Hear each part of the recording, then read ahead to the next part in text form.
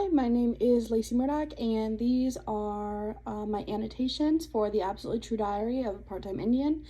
I did tend to do mine in a little bit different of a fashion than maybe other people do their annotations. Sticky notes in the book throw me off very badly, so I made side notes. And some of them are just, see, I have many different colors. Some of them don't have side notes written about them. They just have kind of the feeling. So there's a bunch of different colors here. There is green, which is kind of things that made me laugh. Like if there was, joke or something that I found comical or whatever it may be, I put them there. I didn't tend to write those down, just because I didn't feel like they were super important to the plot, but they did make me laugh and I wanted to put that down. The orangish yellowish ones are ones that, kind of made me sad or just added to the story a little bit, but did make me, kind of sit and have to think about it.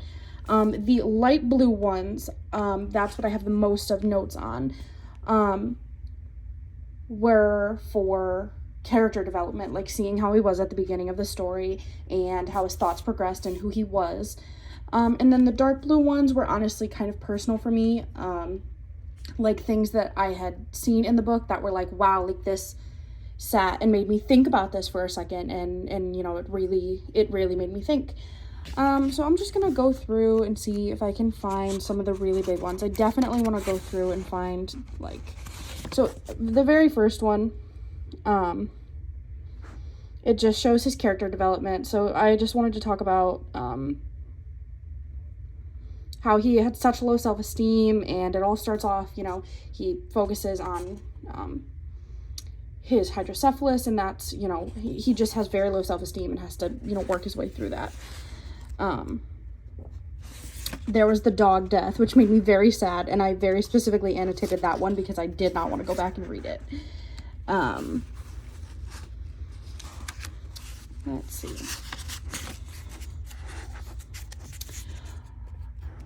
So I thought this was very interesting, where it talks about we're just poor, that's all we are. As I got further through the book, he kind of goes about this with I don't really have a choice, this is the cycle that I'm going through. And for my annotation for that, I wrote, has goals despite acknowledging generational poverty. So he's saying, I don't have, an option or a choice, but he's still kind of longing for these other things, and he still has that. So it's kind of like cognitive dissonance, where I don't know, I thought that was pretty interesting, especially for character development. I also really loved this quote, poverty doesn't give you strength or teach you lessons about perseverance. No, poverty only teaches you how to be poor. So I thought that was really interesting, and, kind of one I thought about. Even though I put it as a yellow one, I definitely should have also been a dark blue one, because it very much had an impact on me. Just going through the green ones made me laugh. The pro-womb was pretty funny to me. It did make me chuckle. I also loved the graphics in this book, especially this one. But I also think another one I wrote down, I don't know what number I think this was 11, 12, and 13. However, I really thought it was interesting for his character development, to where he, kind of just straight up went for it. He was like, this is exactly what I want to do, and nobody's going to scare me into doing it. Nobody's going to scare me out of doing it, should I say. And I thought that was pretty interesting, and I really, really loved it for his character development as a 14-year-old. Let's see.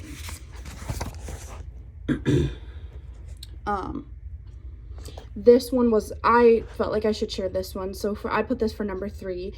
And for number 3, if all a kid knows is violence, they'll always turn back to it. And for some reason, although he didn't exclusively say it, I definitely think that Junior's, he kind of knew that. He talks about the generational poverty, and I think he also understands generational violence, even if it's not addressed specifically in the book. He understands that he loves Rowdy for Rowdy, but he also knows that that's all he sees. His dad is horrible.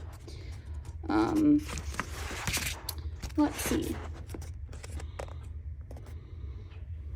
9. Here we go back to character development. So for number 9, Conflicting character moment. So I usually just keep little notes. So this was going back where I had thought throughout these, he was slowly building up some more confidence. Like, one of my last sticky notes was him saying, I'm going to go do this. I have so much confidence.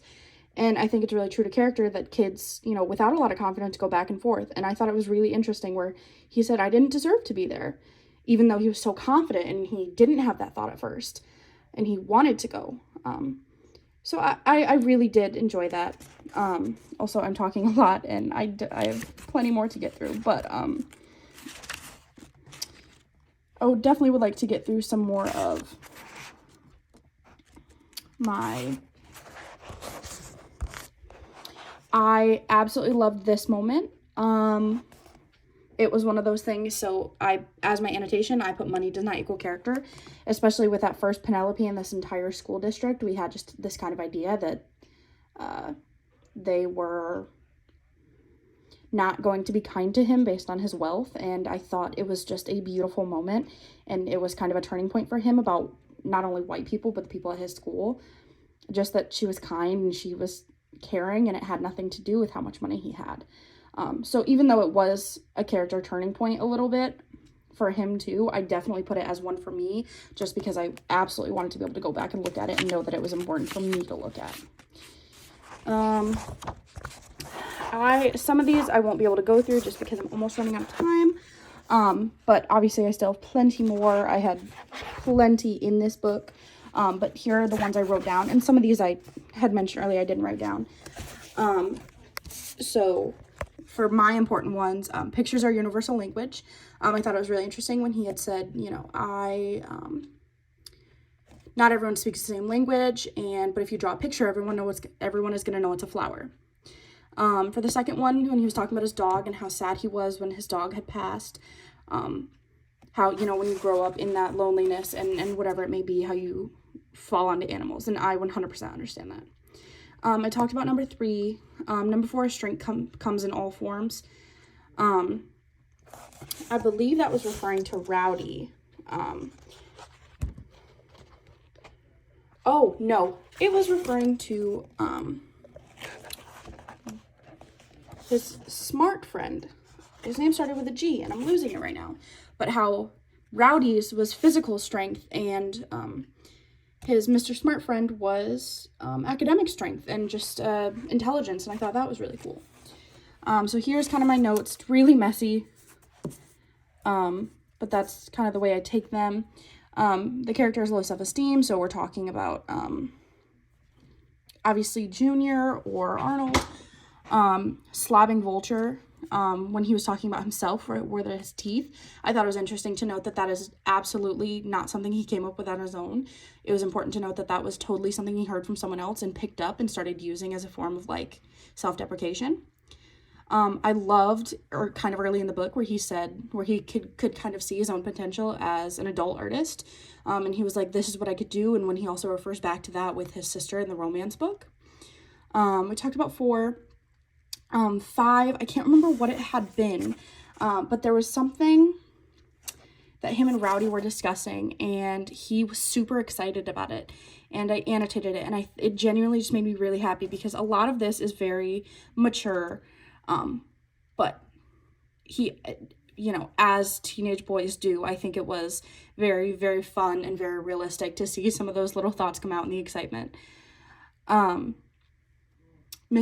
Especially when Mr. P, you know, was praising him and he started crying, and then, you know, saying, you need to get out. I think that was his push. And I just thought that was such great character development. And he immediately asked for it as soon, you know, a lot of kids take that and think about it and they have so much inner conflict. And he did, but he acted so much more immediately than I would have thought.